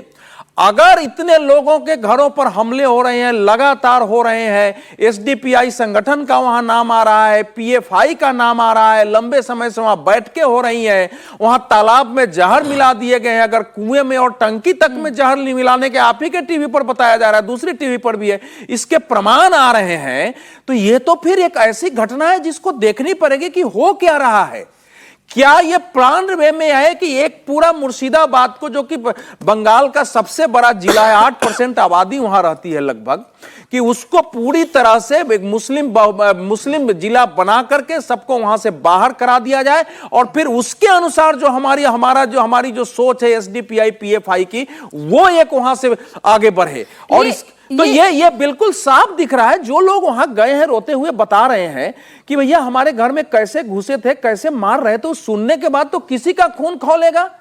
तो आज भी जब तृणमूल कांग्रेस के कैबिनेट मंत्री कह रहे हैं कि ये तो दूसरी पार्टी ने करा दिया है, अगर कुणाल घोष कह रहे हैं कि एक पार्टी ने वहां से लोगों को घुसा करके और चुनाव के लिए दंगे कराए, मानने के लिए ही तैयार नहीं है, तो यह सोचने का विषय है कि इस लड़ाई को कैसे लड़ा जाएगा। आपने जो बात अभी शुरुआत में कही कि सरकार के शासन में ही उनकी पुलिस के सामने ये सब कुछ हो रहा है, तो कहीं ना कहीं एक प्रश्रय तो है। और ये जो MHA की रिपोर्ट है सर, विजय जी, MHA की जो रिपोर्ट आई है वो हाई कोर्ट नहीं कहता तो वहां क्या BSF के जवान जा पाते थे वहां? BSF अमित शाह जी ने 27 मार्च को जो अप्रवास और प्रव्रजन कानून पर लोकसभा में स्पष्ट बोला कि जब भी वहां घेरेबंदी की कोशिश बांग्लादेश से होती है तो इनके पार्टी के लोग आके धार्मिक नारे लगाते हैं, उसका विरोध करते हैं और जो घुसपैठिए पकड़े जाते हैं उनके पास से पश्चिम बंगाल का आधार कार्ड मिलता है। अगर गलत है तो तृणमूल कांग्रेस विशेषाधिकार हनन लाए लोकसभा में। ये MHA की जो रिपोर्ट है जिसका मैं जिक्र कर रही हूँ विजय जी, वो मिनिस्ट्री की रिपोर्ट भी ये कह रही है कि जो वहां के जो TMC के लोकल लीडर्स हैं उन्होंने ही ये इंस्टिगेट किया। और इंस्टिगेट किनके जरिए किया? जो घुसपैठिए बांग्लादेश से यहाँ आए हैं उनकी मदद से ये हुआ। और जब ये उन्होंने किया, उन्हें भी नहीं समझ में आया कि चीजें धीरे धीरे अपने हाथ से ही बाहर चली जाएंगी, तो ये हश्र हो गया। देखिए, ऐसा तो होता ही है, MHA की रिपोर्ट में हो ना हो, अक्सर ऐसा होता है कि इन तरह के जो दंगाई लोग हैं या जो इस सोच समझ के लोग हैं, वो थोड़े दिनों बाद आपके कंट्रोल से ही निकल जाते हैं, जिनके भरोसे आप कुछ इस तरह की प्लानिंग कर रहे हैं। लेकिन मैं मुर्शिदाबाद की घटना को अब सिर्फ ये जो दंगा हो रहा है, आगजनी हो रही है, उससे नहीं देखता। उससे बात आगे बढ़ गई है कि वहाँ के लोग पलायन कर रहे हैं, देश के किसी हिस्से में अपने ही घर छोड़कर किसी दूसरे हिस्से में जा रहे हैं। ये गंभीर घटना है। दंगा तो रोज होता है, 4 दिन कहीं पर कहीं ना कहीं कुछ कुछ छोटा मोटा हो रहा होता है, कुछ बात होती है, लेकिन दंगे या स्थिति ऐसी हो गई है कि वहाँ के लोग उस जगह अपने घर में नहीं रह पा रहे हैं और आपके पास बहुत सारी तस्वीर आ रही हैं कि दूसरी जगह जा रहे हैं, शरणार्थी शिविर जैसा बन गया है। तो वो ज़्यादा गंभीर मसला है और उसमें कैसे दखल देना चाहिए केंद्र सरकार को, इस पर भी चर्चा करने की ज़रूरत है कि क्या सरकार समझती है। मुझे नहीं पता, ऐसा है कि बहुत बार ये बात हुई कि राष्ट्रपति शासन की मांग वहाँ पर हो रही है। क्या भारतीय जनता पार्टी सरकार को ये डर लगता है कि वहाँ राष्ट्रपति शासन लगाने से उसके लिए एक अलग तरीके का माहौल ना खड़ा हो जाए? लेकिन राष्ट्रपति शासन क्यों लगाया जाए? सरकार के पास इतनी ताकत होनी चाहिए, जब उनकी मंशा होनी चाहिए। आपके एमएचए की रिपोर्ट क्या कह रही है? क्यों लोकल लीडर्स तो फिर के ही हैं, तो फिर जब वही कर रहे हैं तो फिर आप कैसे कह रहे हैं कि वही सरकार? तो आप समझ रहे हैं कि जो उनके लीडर्स हैं उनके खिलाफ इस सरकार काम करेगी? वहाँ के कैबिनेट मंत्री जिस तरह से बोल रहे हैं, तो ये मसला थोड़ा सा ज्यादा गंभीर हो गया है।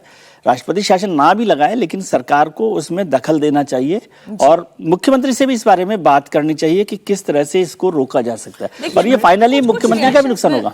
कुछ रिएक्शंस में और दर्शकों के सामने रख देती हूँ। दिलीप घोष भी इस पर बात कर रहे हैं, लॉकेट चैटर्जी भी बोल रही हैं, ममता बनर्जी भी बोली हैं, लेकिन शांत अभी तक मामला हुआ नहीं है। आप ये सभी रिएक्शन सुन लें एक बार।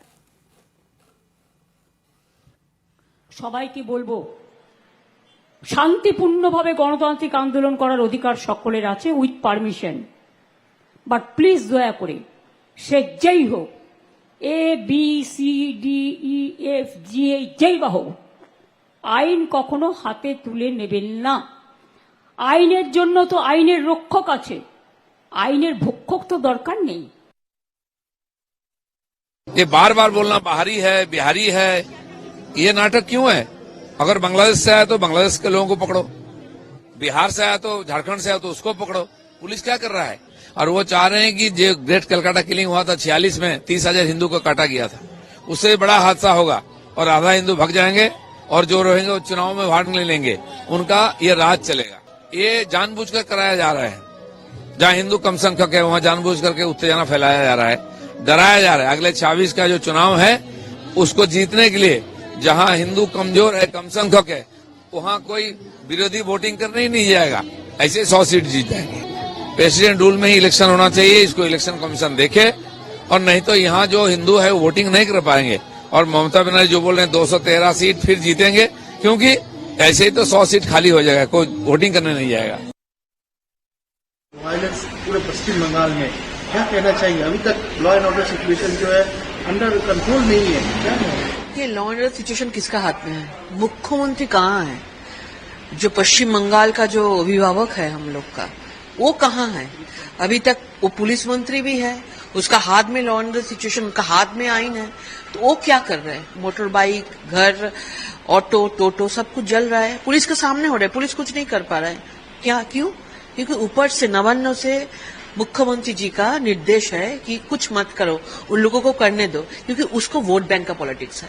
30% वोट बैंक उनको चाहिए, इधर उधर नहीं जाना चाहिए, इसलिए ये सब कुछ कर रहा है। आप देखिए कैसे लोगों का, हम लोग 1971 में देखे थे कि पलायन देखे थे, अभी हम लोग देख रहे हैं फिर से पश्चिम बंगाल में ऐसा पलायन हो रहा है। सब देख रहे हैं कि ममता बनर्जी जो हिटलरगिरी, जो हिटलर शासन होता है ना, फिर से उसका हिटलर शासन शुरू हो गया है। समीर जी, जब ममता बनर्जी कह रही थी ABCDEFGH के बाद I भी आता है, she is the chief minister, उन्हें बोलना चाहिए था I am chief minister, I am responsible for law and order, I am responsible for piece, but I am a failure. उन्हें बोलना चाहिए था। देखिए, अगर ममता बनर्जी की अगर राजनीति अगर आप बंगाल में देखेंगे तो वो यही राजनीति लंबे समय से रही है। ऐसा नहीं कि पहली बार बंगाल में दंगा हुआ है या पहली बार बंगाल में इस तरीके से मुस्लिम तुष्टीकरण की राजनीति ममता बनर्जी या टीएमसी के लोगों ने करने की कोशिश की है। जब से ममता बनर्जी बंगाल की मुख्यमंत्री बनी है, यह घटनाएं बंगाल में होती रही है। लेकिन मुझे लगता है कि ममता बनर्जी अगर फेलियर हो गई है तो गवर्नर तो अपनी ड्यूटी निभाना चाहिए ना। बॉस साहब, आनंद बॉस साहब को रिपोर्ट भेजना चाहिए केंद्र सरकार को उन्हें अपने दरवाजे खुलना चाहिए कि आप बंगाल छोड़ के मत जाइए, मेरे दरवाजे खुले, आपके घर में आगजनी हुई, आप मेरे घर आकर रहिए, मैं देखता हूं यहाँ की लॉ सिचुएशन कैसे ठीक की जा सकती है। बहुत केंद्र सरकार को लिखे कि राज्य स्थिति के अंदर नहीं है, क्योंकि यह जो हिंसा हो रही है ये राज्य प्रायोजित है, मुख्यमंत्री के लोग इसमें शामिल है, टीएमसी के मंत्री इसमें शामिल है, टीएमसी के सांसद और विधायक इसके शामिल है और टीएमसी के स्थानीय कार्यकर्ता शामिल है। ऐसे स्थिति में पुलिस यहाँ काम नहीं कर सकती है, तो राज्य में अब राष्ट्रपति शासन के अलावा कोई विकल्प नहीं है, उन्हें यह लिखकर केंद्र सरकार गृह मंत्रालय को भेजना चाहिए। गवर्नर किस लिए होता है? गवर्नर इसलिए होता है ना, जब उसे लगे कि राज्य सरकार परफॉर्म करने में, लॉ एंड ऑर्डर की स्थिति करने में सामान्य स्थिति नहीं ला पा रही है, तो वो अपनी रिपोर्ट भेजे कि भैया मुख्यमंत्री की बस की बात नहीं है, अब राष्ट्रपति शासन लगा जाए। मुझे लग रहा है कि अब वक्त आ गया है कि चुनाव के पहले गवर्नर साहब कम से कम, अब जिस तरीके से मुर्शिदाबाद में हुआ, 24 परगना में हुआ, और 24 परगना कहा जा रहा है वो तो कलकत्ता का हिस्सा है। 24 परगना में बेसिकली जो पुलिस का जो टेरिटरी है वह 24 परगना का हिस्सा कलकत्ता पुलिस के अंडर आता है। तो कलकत्ता पुलिस भी अगर वहां दंगे नहीं रोक पा रही है, मुर्शिदाबाद में अगर वहां नहीं रोक पा रही है, तो पूरे बंगाल के अंदर यह स्थिति बढ़ते चली जाएगी। मुझे लग रहा है केंद्र सरकार को दखल देना चाहिए, गृह मंत्रालय को दखल। सरकार ने बस, गृह मंत्रालय ने केवल इतना कहा है Vinod ji, the centre has sought the clarification from the state government. वो बस क्लैरिफिकेशन मांग रही है कि ये लॉ एंड ऑर्डर को आप मेंटेन क्यों नहीं कर पा रहे हैं, क्यों वहां से हिंदुओं को पलायन करने की नौबत आ रही है।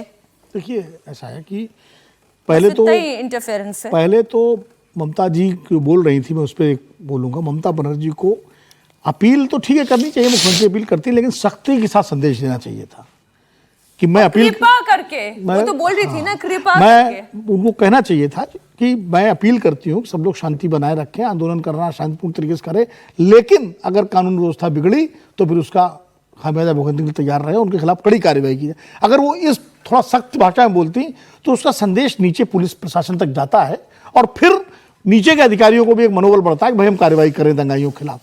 तो इसलिए मुख्यमंत्री को मुख्यमंत्री की तरह बोलना चाहिए।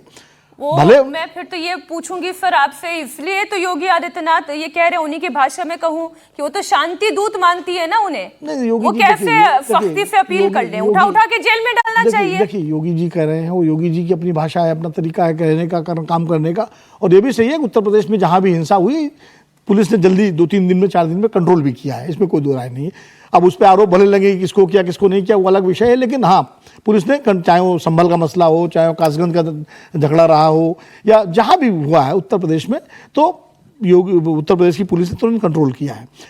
अब वो योगी जी पर मैं बात नहीं कर रहा, लेकिन मैं बंगाल के मुख्यमंत्री की बात कर रहा हूँ। ममता बनर्जी को पश्चिम बंगाल के मुख्यमंत्री के नाते थोड़ा सख्त, जैसे हमेशा सख्त में बोलती है जब कोई बात होती है, लेकिन तो उनको बोलना चाहिए। जब जय श्री राम के नारे लगाते हुए जब हुड़दंगे उनकी भाषा में निकलते हैं तब वो सख्त हो जाती हैं, यहाँ पर लहजा उनका कृपा करके हो जाता है। नहीं अब खैर बहुत ये है कि उनकी जिम्मेदारी है शांति व्यवस्था। और दूसरी बात जो विजय जी ने कहा, मैं बिल्कुल सहमत हूँ कि अपने ही राज्य में, अपने ही देश में किसी को भी, एक व्यक्ति को भी अगर पलायन करने के लिए मजबूर होना पड़े तो ये शर्मनाक है, दुखद है और बहुत ही चिंता की बात है। और हिंदू कॉलोनियों में इस वक्त बीएसएफ की तैनाती ये पहली बार नहीं है जी। मीनाक्षी, पश्चिम बंगाल में जब 2021 का विधानसभा का चुनाव परिणाम आया और उसके बाद लोगों ने पलायन शुरू किया, और उस समय तो पता भी नहीं चलता, जब असम के मुख्यमंत्री हिमंतो बिश्व शर्मा ने उस समय ट्वीट किया और फोटो डाला कि ये स्थिति हो रही है, उसके बाद वो मामला सुप्रीम कोर्ट में गया। सुप्रीम कोर्ट में जैसे ही सुनवाई शुरू हुई कि एक बंगाली जज साहब थे, पहले उन्होंने अपने को विड्रॉ किया, फिर वो सुनवाई रुक गई, फिर दोबारा सुनवाई हुई, उस टीम में फिर दूसरे जज थे बंगाली, उन्होंने विड्रॉ किया, फिर रुक गया। और आज तक ये पता नहीं है कि उस समय जो लोग पलायन किए उनकी क्या स्थिति है, लौटे कि नहीं लौटे। एक अखबार में मैंने काफी कुछ ही दिन पहले पढ़ा था कि कुछ लोग आए हैं लेकिन अपनी जगह पर रहने की बजाय आज भी रिश्तेदारों के यहां रह रहे हैं। तो ये कोई सामान्य नहीं कि इनको शांति स्थापित करनी चाहिए। ये अगर आप देखेंगे, लगातार आप देख लेंगे, शुरू से जो मुस्लिम आबादी बढ़ती गई है, इवन मुर्शिदाबाद में भी आजादी के समय से अद्भुत है। पहले जो अंतर था वो 10% का था जिस समय भी बात, अब बढ़ते बढ़ते आज 33% का वहां अंतर आ गया है। और एक रिपोर्ट की मैं हमेशा चर्चा करता हूं कि पश्चिम बंगाल में ममता बनर्जी ने 179 जातियों को पिछड़ी जाति में शामिल किया है पहले जिसमें 118 केवल मुस्लिम जातियां हैं। सर आपकी बात 100% तो सही उन्होंने है, 71 किया, उसमें से 69 मुस्लिम जातियां थी, तो बाकी जातियां कहां चली गई? क्या धर्म परिवर्तन हो गया उनका? राज्यपाल को सोचना है, ये सीएम को सोचना है, वो सवाल ये होम मिनिस्टर को सोचना है। मुझे अगली खबर पर लेनी होगी। एक लाइन में सवाल अवधेश जी का बीच में आ गया, उनका लंबा विस्तार से उन्होंने बताया उसको। केंद्र सरकार के पास 355 के तहत राज्य सरकार को निर्देश देने का अधिकार है, राज्यपाल से रिपोर्ट मांगने का अधिकार है। 356 तो बिल्कुल अंतिम अवस्था होती है किसी भी सरकार राज्य में राष्ट्रपति शासन लगाने की, और मोदी सरकार ने अभी तक 356 का इस्तेमाल पिछले 11 साल में नहीं किया है। सरकार ने त्रिपुरा में किया, बस एक जगह अपनी राज्य सरकार त्रिपुरा में किया, त्रिपुरा में किया, मणिपुर में भी किया, नहीं मणिपुर में किया, मणिपुर में तो इस्तीफा दिया मुख्यमंत्री ने, उसके बाद राष्ट्रपति शासन तो लेकिन सरकार बर्खास्त नहीं की है, विधानसभा भंग नहीं की। ये सारा बवाल जो है वो वक्फ कानून को लेकर लेकिन सर हो रहा है ना। वक्फ कानून में भी अब आर पार की जंग है। जितने जो खिलाफ हैं इसके वो तो पहले से पिटीशन डाल ही चुके हैं, उस पर सुनवाई होनी ही है। अब बीजेपी ने भी अपनी पूरी तैयारी नहीं, वक्फ कानून का विरोध शांतिपूर्ण तरीके से करिए, किसी भी कानून का करिए, सुप्रीम कोर्ट जाइए, राष्ट्रपति को प्रतिवेदन दीजिए, अपने और तरीके हैं विरोध करने के, वो तो उसमें कोई किसी को, इस देश में कानून का विरोध होता रहा है भाई। 370 में संसद ने पारित किया था ना, और लगातार विरोध उसका हुआ, होते होते डाइल्यूट हुआ। तो ठीक है, मंडल भी संसद ने पारित किया था, मंडल का विरोध सड़कों पर हुआ, बच्चे जले, उसके बाद फिर सुप्रीम कोर्ट ने उसको एंडोर्स किया। तो कानून का विरोध शांतिपूर्ण तरीके से करने में किसी को एतराज नहीं, लेकिन दंगा कर रहे हैं, लोगों को मारे हैं, जो अल्पसंख्यक है, कोई कारीगर है, कोई मूर्ति बना रहा है, उसके घर में घुस गए, ये आपराधिक कार्यवाही है। और निश्चित रूप से खिलाफ ऐसे लोगों को पकड़ करके उनके खिलाफ जितनी सख्त कार्यवाही हो करनी चाहिए। राज्य सरकार की पहली जिम्मेदारी है, और केंद्र सरकार भी मूक दर्शक बनी नहीं रह सकती, उसको अपना प्रतिनिधिमंडल भेज सकती है, होम मिनिस्ट्री से लोग जा सकते हैं जांच करने। रिपोर्ट में कैविएट दायर की गई है, वो केंद्र सरकार की ओर से कैविएट दायर की गई है, और उनका भी पक्ष सुना जाए, 3 सदस्यीय बेंच भी बनाई गई है। जिसको वक्फ का विरोध करना होगा वो हिंदुओं पर हमला क्यों करेगा? दोनों में क्या तुलना है? वही मैं कह रहा हूं। तो इस घटना को व्यापक परिप्रेक्ष्य में देखिए। ये अब एक इस देश बहाना हो सकता है। पिछले समय से कुछ तत्वों की, मुसलमानों में कुछ तत्वों की अस्थायी प्रवृत्ति हो रही है, चाहे गुना की घटना हो, नागपुर की घटना हो, हजारीबाग की घटना हो, ये एक अस्थायी प्रवृत्ति कुछ के अंदर पैदा हो रही है। कहीं ना कहीं किसी बहाने अटैक हो रहा है, क्योंकि जिसको वक्फ का विरोध करना है वो वक्फ का विरोध करेगा ना, वो हिंदुओं का घर क्यों जलाने जाएगा भाई? लक्ष्य कुछ और है। देखिए, बंगाल की स्थिति थोड़ी सी अलग है। बंगाल किसी नागपुर पुणे से वहां से अलग इसलिए है कि बंगाल संवेदनशील राज्य है और बिल्कुल सीमावर्ती बांग्लादेश का राज्य है। वहां बहुत सारे ऐसे तत्व भी घुसपैठ कर सकते हैं, भारत विरोधी तत्व जो आकर के इस तरह की हरकतें कर सकते हैं, क्योंकि बिल्कुल बांग्लादेश से लगा हुआ है, तो उस पर और विशेष ध्यान देने की जरूरत है। ये ठीक बात है।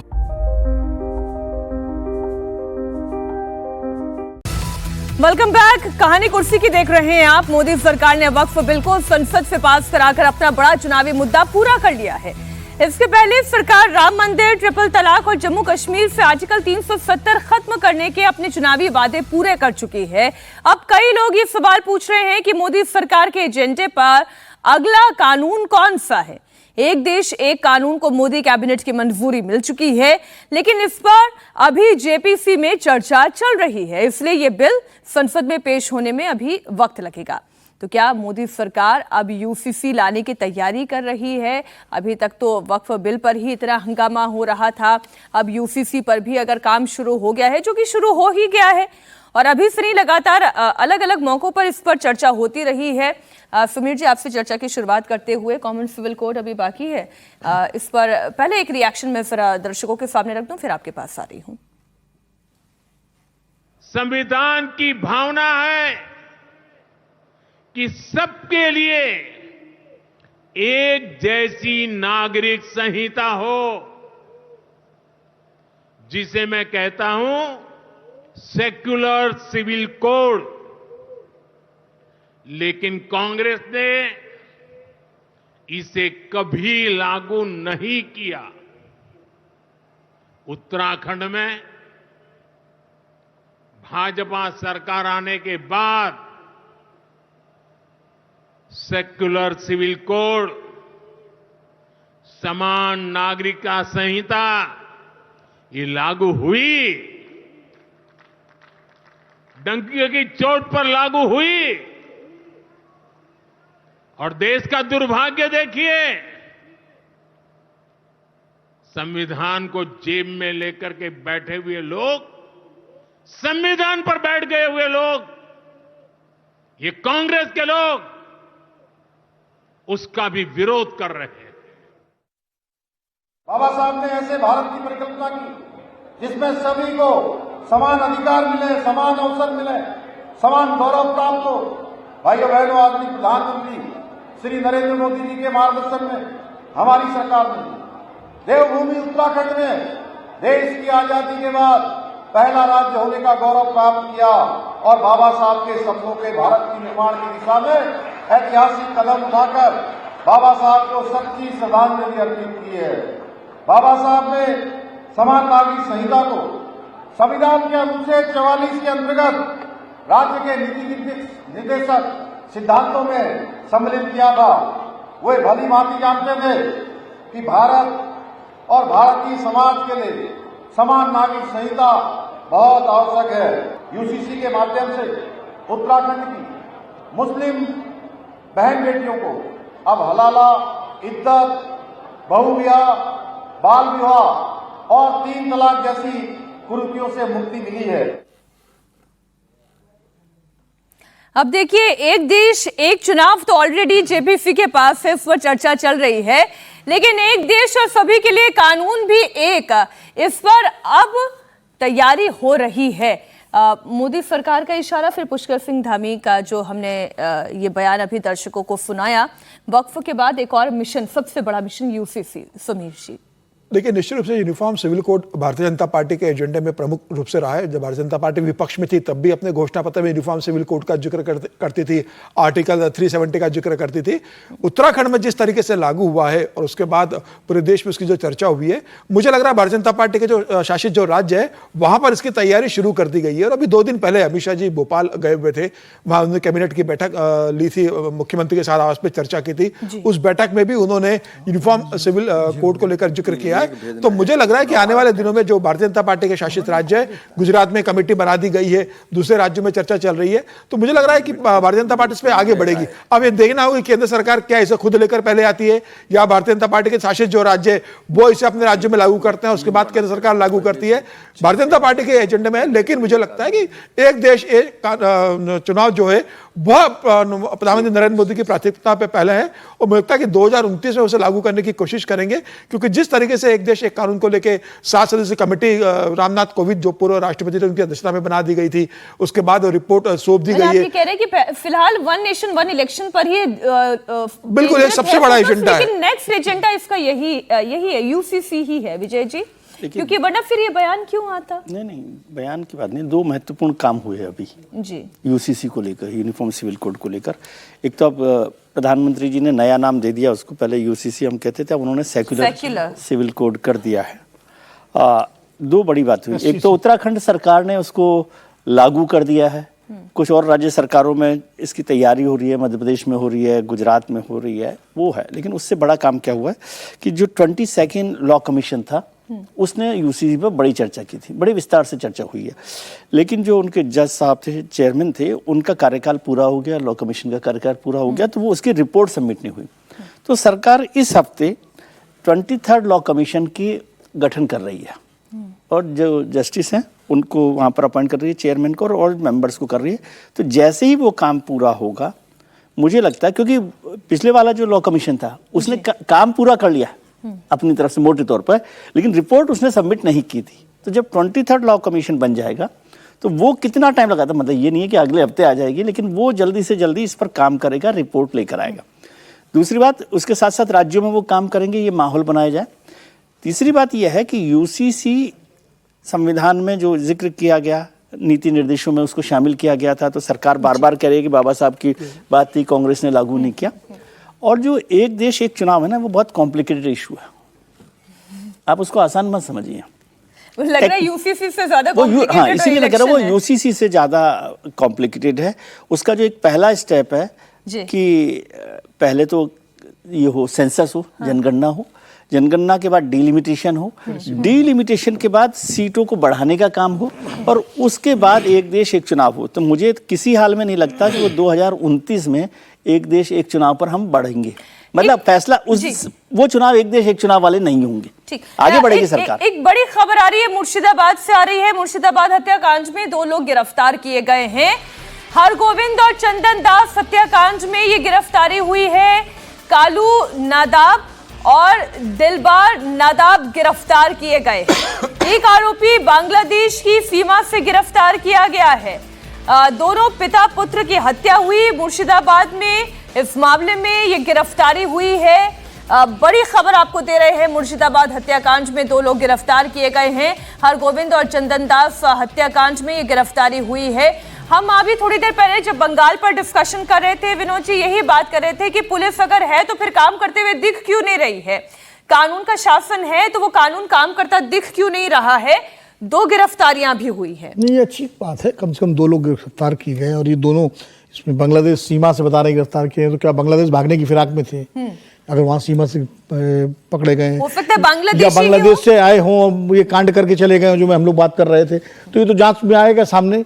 लेकिन अगर गिरफ्तारियां कल परसों में कुछ गिरफ्तारियां हुई थी, करीब खबर आई थी करीब 140-43 लोग गिरफ्तार पकड़े गए थे, अब हिरासत में लिए गए, गिरफ्तार हो जो भी है। लेकिन ये दोनों इसलिए महत्वपूर्ण है क्योंकि हत्याकांड जो हुआ था बड़ा दुखद और दर्दनाक, जो हत्याकांड जो पिता पुत्र जो मूर्तिकार थे उनकी हुई थी, अगर उसमें शामिल है तो निश्चित रूप से इनके खिलाफ सख्त कार्रवाई की जानी चाहिए। और इसी तरह अगर बंगाल पुलिस थोड़ा और ज़्यादा सक्रिय हो तो जैसे 24 परगना में जो हिंसा हुई है उनके दोषियों को गिरफ्तार करें और लोगों को आश्वस्त करें भाई कि आपकी सुरक्षा की जिम्मेदारी राज्य सरकार और पुलिस की है।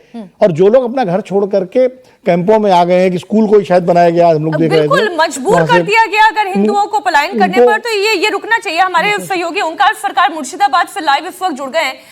ओंकार, ये दोनों जो गिरफ्तारियां हुई हैं, दोनों गिरफ्तारियां कहां से हुई हैं? ये क्या पश्चिम बंगाल के ही रहने वाले हैं या बांग्लादेशी हैं? जी देखिए, बाप और बेटे का मर्डर जो हुआ पिछले शनिवार को, उस घटना में 2 लोगों को गिरफ्तार किया गया है। एक है कालू नदाब और इसके साथ साथ और एक जो उनको भी गिरफ्तार किया गया है। इनमें से कालू नदाब के घर बीरभूम में है और दूसरे जिसको गिरफ्तार किया गया है उनके घर मुर्शिदाबाद जिले के बांग्लादेश के एकदम जो बॉर्डर है, बॉर्डर के करीब उनका घर है और घर से ही उन दोनों को गिरफ्तार किया गया है। दोनों ही पश्चिम बंगाल के रहने वाले हैं, एक जन बीरभूम के, दूसरे जन मुर्शिदाबाद के। तो कहीं ना कहीं जैसे कि देखा गया था कि शनिवार रात को बाप और बेटे को धारदार हथियार से वार किया गया लगातार, और वार करने के बाद उनका मौत हो गई घटनास्थल पर ही। तो घर के भीतर घुस के ये दोनों बाप और बेटे को मारा गया था। तो कहीं ना कहीं कितने खौफनाक हो सकता है ये पूरा जो माहौल बना हुआ था उस वक्त, वो ये समझा जा सकता है। तो सब मिला के कुल मिला के आज सुप्रीम सरकार जो कि एडीजी साउथ बंगाल है, उन्होंने ये पूरा बात बताया है कि 2 लोगों की गिरफ्तारी अभी तक हो चुका है।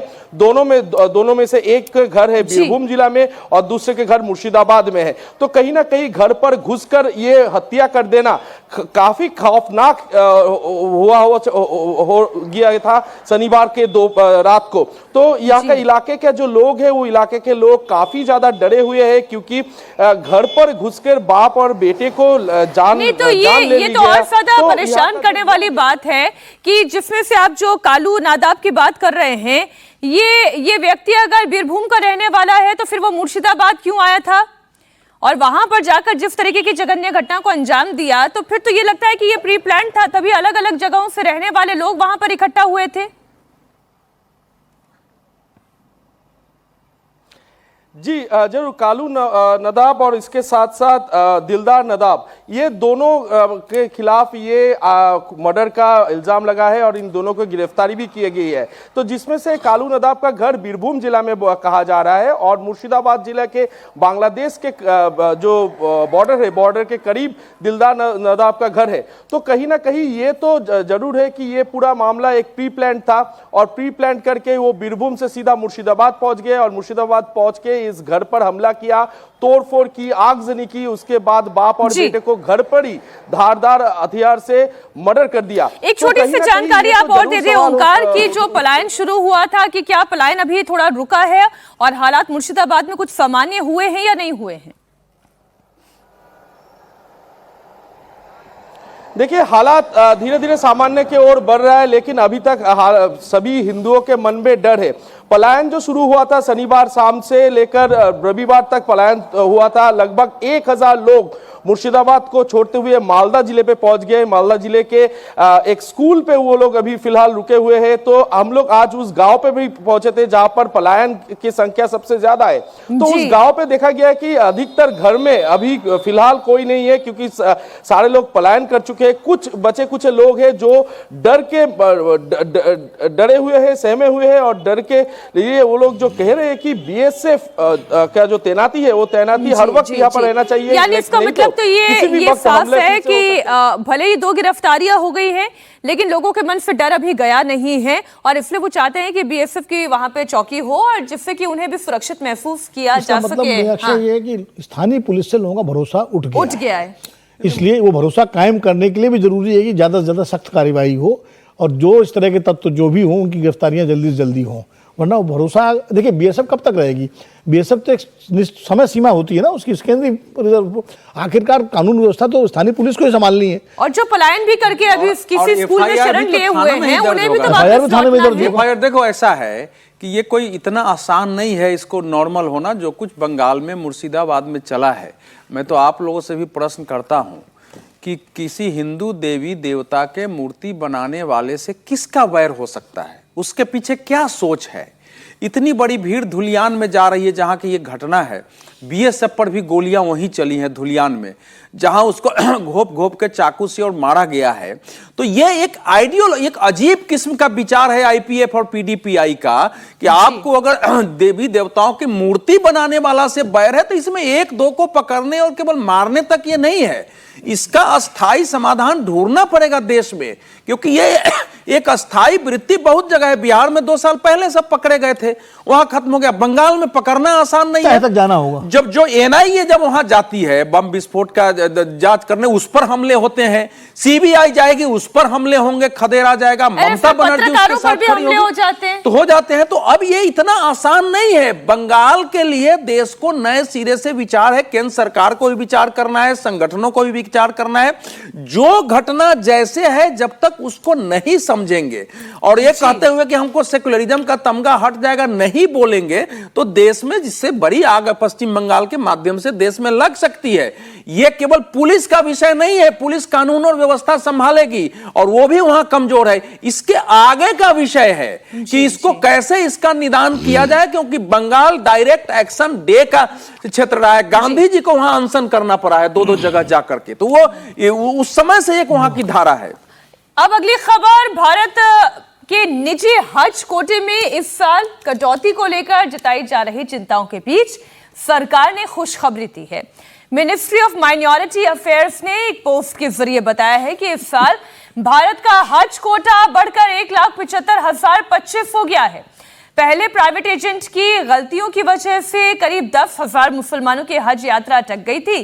प्राइवेट एजेंट की वजह से डेडलाइन मिस होने पर सऊदी अरब ने इन लोगों के हज पर रोक लगा दी थी, लेकिन भारत सरकार ने सऊदी अरब से बात करके दोबारा से एंट्री प्रोसेस शुरू कर दिया है और 22-23 अप्रैल को प्रधानमंत्री नरेंद्र मोदी खुद सऊदी अरब की यात्रा पर हैं। अब आप देखिए, दोनों बहुत अलग अलग तरीके की खबरें हैं विजय जी, लेकिन एक तरफ जहां वक्फ के नाम पर एक माहौल तैयार किया जा रहा है कि देखिए ना इस सरकार को कैसे मुसलमानों के खिलाफ खड़ी हुई है, तो इसी की माइनॉरिटी अफेयर मिनिस्ट्री भी जो काम कर रही है, क्या उसकी तारीफ नहीं होनी चाहिए?